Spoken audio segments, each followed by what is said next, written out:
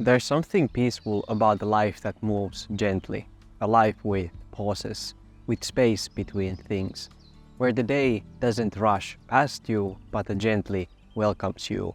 But even when we aim for peace, it's easy to slip back into a faster pace.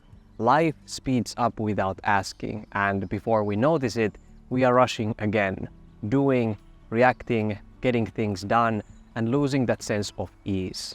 Over time, I have found a few gentle habits that have helped me return to a slower rhythm. So in this video, I want to share 7 slow living tips that are simple, practical, and honest.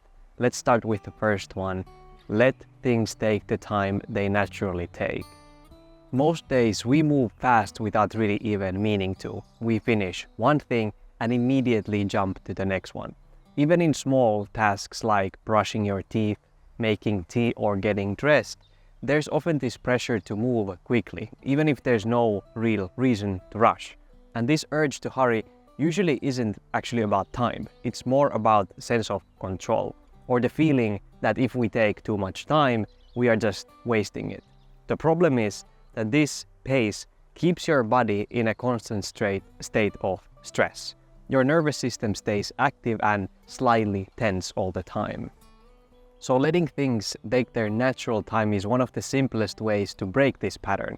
It doesn't mean being slow for the sake of it. It means allowing your actions to move at their own pace without rushing, without trying to speed them up. So try this. Choose one everyday task and slow it down on purpose. Brushing your teeth, washing dishes, walking to the store, something simple. And don't multitask, don't add music or a podcast, just be there with it. Also, pay attention to the moments when you always check time, like when you are getting ready in the morning, waiting for a bus or public transport in general, or eating breakfast. See if you can let go of the clock in those moments. Let them take as long as they naturally need. And if you are worried that you will be late, then just wake up 10 minutes earlier. That solves it. Even a few minutes of this can actually change the pace for the rest of your day. Things start to soften, you feel less pressure, and your mind begins to quiet down on its own. The second one is balance out what came before. Our days are often full of the same kind of energy, stacked one thing after another, screens after screens, conversations after meetings, tasks after tasks. Even when we try to rest, we sometimes choose things that feel the same, and we wonder why we still feel tired. But what I've realized in my own journey is that your brain needs contrast to reset. Without it, even rest stops working. If the input never changes, your body doesn't get the signal to slow down. That's why I try to balance out what came before. If I've been sitting and focused for hours, I'll just get up, move around, and walk outside. If I have just had a long conversation, I'll find a quiet spot and do nothing for a bit. If I have been staring at a screen for a long time, I'll do something fully analog, like cooking, cleaning a corner of the room, or going for a walk. It doesn't have to be anything big, just different. That's the key here. The first step to this reset system is always to start noticing what kind of energy you are in. Was it fast, loud, social, mental? And then try to do something that feels like the opposite. Even 5 minutes of this contrast balancing activity can help you reset. You can also do something that's nothing at all. One of my favorites is lying on the bed and staring at the ceiling. No point to it, no productive outcome, and that's exactly the point, because I am balancing out something that was very heavy and very productive. When you start building this kind of rhythm into your day, things feel instantly more balanced. The third tip is to rethink what it means to be busy. Busy is often seen as a good thing. It can look like progress, purpose, even success. But over time, I have started to question that. Busyness can feel productive, but often it's just avoidance in disguise. Avoiding stillness, avoiding rest, avoiding bigger questions we don't always want to face. When everything feels urgent or packed, there's no space left to actually hear yourself. And that is not strength, that is disconnection. This isn't about saying busy is bad and slow is good. It's about becoming more aware of what your business is made of. What kind of energy is behind it? What are you filling your time with? And what is it quietly costing you? I've been trying to change how I answer when someone is asking like how I'm doing. Instead of saying the usual fine but busy as we usually do, I've started sharing what I'm enjoying or resting from and how those things have made me feel. It's different, I know, but it changes the whole conversation.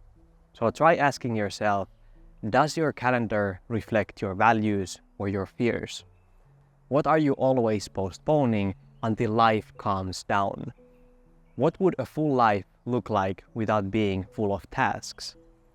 When you rethink what busy means to you, your time starts to feel less heavy, and you get to live more from your values, not your autopilot. The next tip is to slow down moments you usually rush. Not everything in your day needs to be slow, but some moments are worth noticing more than we usually do. These are the small, quiet parts of life that often gets rushed because we see them as unimportant or just something to get through. Leaving the house, getting dressed, eating a quick lunch, saying goodbye, for example, coming home after a long day. These are the moments we often move through half aware, already thinking about the next thing. But the way we move through them actually affects how we feel, even if we don't realize it. So feel the water when you wash your hands. Notice how your body feels when you sit down. Pause for a few seconds after closing a car door before starting to drive. These small things can become small resets. So try to think, what would it feel like to give this moment my full attention, even if it's a bit boring? You don't need to redesign your day or slow down every single thing. Just let a few ordinary moments be fully lived, the ones you usually rush past, the ones that feel too small to matter. They are often the ones that bring you back to yourself. 5. Let lighting guide your pace. Most of us spend the day surrounded by the same lighting, the bright screens, overhead lights, everything switched on, no matter what time of the day it is. It's always the same level of brightness, always the same message to our body: stay alert and keep going. But light is one of the main ways your nervous system understands time. Bright light tells your body to stay awake. Softer, dim light signals that it is time to slow down. Even if you are not aware of this, your body is always responding to what's around you. So instead of letting the clock or your screen decide the pace of your day, try letting light do it. For example, in the mornings, natural light is the first thing I try to get. No lamps or screens, just the window and actually being outside. Let your body wake up gradually without that artificial brightness right away. During the day, let the daylight guide your pace. So if you work near a window, pay attention to how the light shifts. Full sunlight can support focus, and when it dims or softens, let that be a cue to slow down.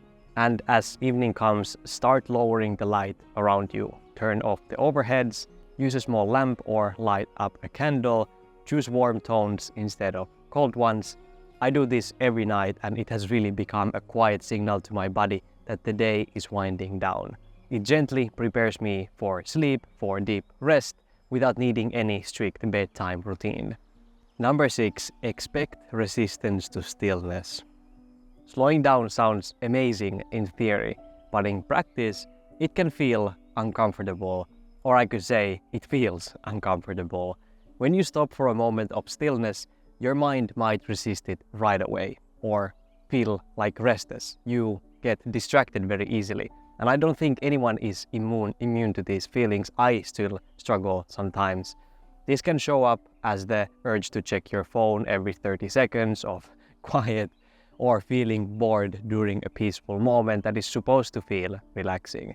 And that resistance doesn't mean that you are doing it wrong.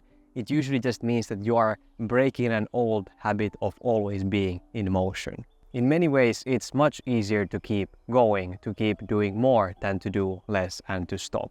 Because busyness feels familiar. It gives us something to focus on.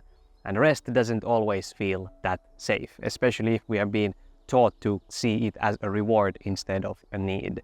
So when you finally pause, it's very normal for your brain to push back, to tell you that all this is pointless or that you should be doing something more useful. But that doesn't mean you have to give in to it. Instead, try naming it. Try to be the watcher of it. So when you feel the urge to rush or distract yourself, say quietly, "This is resistance."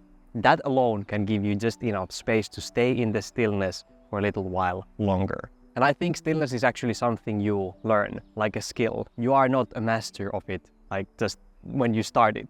The more you practice, the less it pushes back, and over time it just gets easier and easier. 7. You already have what you need. It's easy to believe that slowing down requires something new, a better routine, a fresh habit, or the perfect method. It can feel like calm is waiting behind the next lifestyle change. But in most cases, what actually helps is already in your life. You have just stopped noticing it, or maybe stopped trusting that it still works. We often skip over the simple things because they don't feel like enough. They are not really exciting. They don't promise these big results. But that's actually the point of slow living.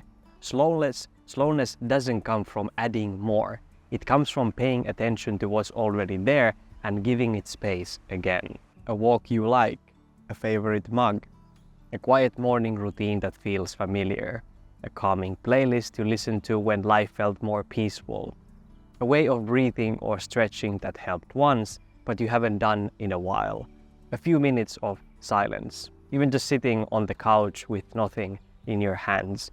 None of these are big, life-changing actions, but often that's where the most lasting shifts begin.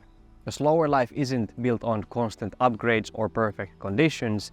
It's built on depth and consistency, on letting small things matter again. So instead of reaching for something new, try returning to something old. Not because it's exciting or amazing, but because it's simply enough. Here's a simple story to carry with you today. It is by Marion Doolan from a book, Chicken Soup for the Soul. Maybe you are familiar with it. And this story is called Auntie, Are You Rich?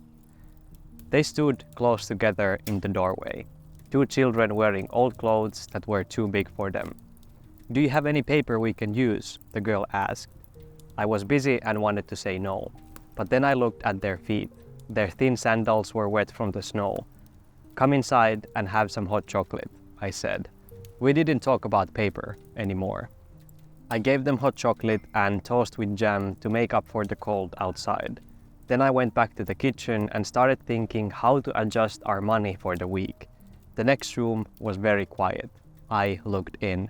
The girl was holding an empty cup. The boy asked in a soft voice, "Auntie, are you rich?" "Rich? Oh no, of course not." I looked at my simple furniture with slip covers. The girl carefully placed the cup back on the plate. "Your cup and plate match," she said. She sounded like an old person. Her voice had kind of a hunger, not for food, but for something else.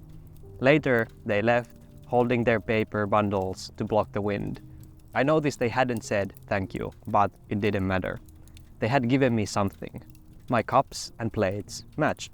I checked the potatoes in the oven and stirred the gravy. Potatoes and brown sauce, a roof over our heads, and my husband had a steady job. It all fit together. I put the chairs back near the fireplace and cleaned the living room. The wet, muddy footprints from their little sandals were still in front of the fire. I let them stay there. Maybe they will remind me not to forget how rich I really am. Thank you so much for watching this video. Remember to stay kind and meaningful in your own beautiful journey. And for you, Mark, yes, I came here al fresco to film. It is the first days of the summer or late spring, I could say, but it was a very good choice. Thank you for that. See you in the next one. Ciao.